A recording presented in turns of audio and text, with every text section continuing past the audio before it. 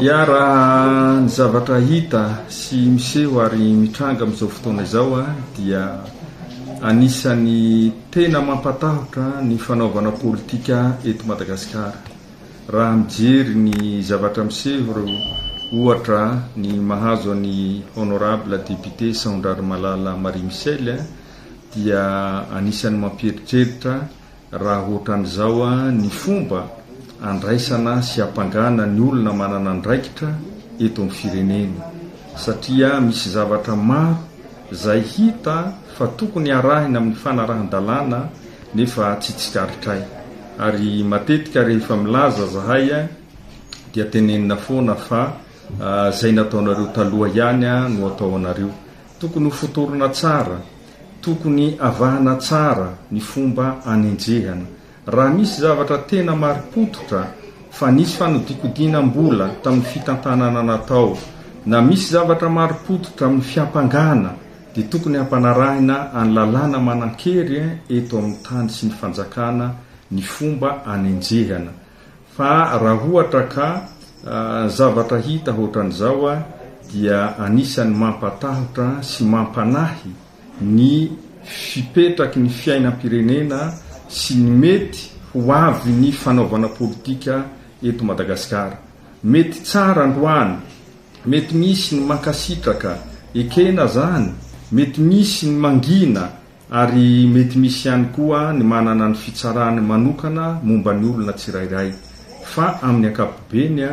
dia mampanahy ary mampatahotra ny fandraisana andraikitra amin'ny sehatra politika eto amin'ny firenena, satria lasa ho modely hiverimberina eto amin'ny firenena ny fanenjehana tsy maripototra, dia ataoko angamba fa tsy hitondra vokatsoa amin'ny mpiray tanindrazana, satria mety hisy ny lonilony na ara-piaviana na ara-politika izay mety hiteraka karazana tsy filaminana eny anivon'ny fiarahamonina. Koa dia eto izahay mbola manao antsoavo foana ho an'ny tompona andraikitra rehetra mba tena hijery ampahamarinana, handray andraikitra ampitoniana fa tsy amin'ny fankahalana amin'ny fandraisana andraikitra eto amin'ny firenena, satria mety hiteraka voka-dratsy amin'ny hoavin'ny politika eto Madagasikara izany. Ny fakana fahefana tsy amin'ny alalan'ny fividiana, tsy amin'ny alalan'ny lalam-panorenana dia mifanipaka tanteraka amin'ny tantan-dalàna sy ny atao hoe demokrasia tena izy. Roandro dia ilazana fa manao vacances de siège passif ny filohan'ny repoblika, kanefa nandray dikim-panjakana maromaro famitsorakelika fandrindrandrindra fanendrena teo anivon'ny présidence amin'ny mafilohan'ny repoblika azy.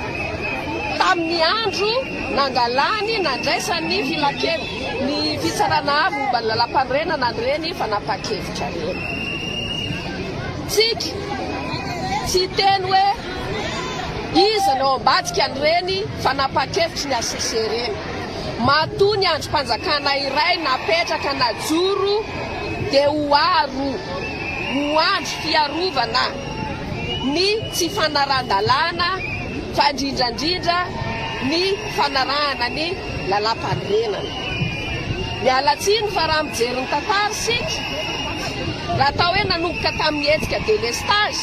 hetsika ireo tanora izay mitombina araka ny tenenin'Andriamatoa Andry Rajoelina filohan'ny repoblika, dia lasa nivadika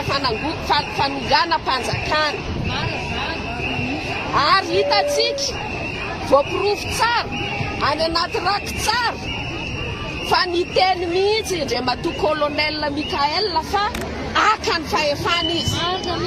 ary maka ny fahefana izy. Nanao an'izany fanambarana izany izy tao amin'ny lapa-panjakana n'Ambotsoroatra, ka miala tsiny hoe raha ny fagalana fanjakana, fanonganam-panjakana mitambasy sy ankery takizay no ahodina ho lasa manaja ny lalam-panorenana. Dia zao maro satria ny safidy ny vahoaka miaraka amin'ny Andriamatoa filohan'ny Repoblika nangina hatr'izay tsy midika akory nyzay hoe manaiky ny zava-misy satria hita sy tsapa fa nanomboka voavita ny fianianana zany filoham-panjakana mpisolo toerana Vonjomaika zany nanomboka amin'izay ny Ramatahora ny fanenjehana an'ireo mpiara-mitolona mpiara-dia fahatsiana ny fokotany terena manao passation ireo chef fokotany lasa Ramatahora sy fanenjehana sy Azalambo no mitondra ny firenena sy ny tsy fanarandalana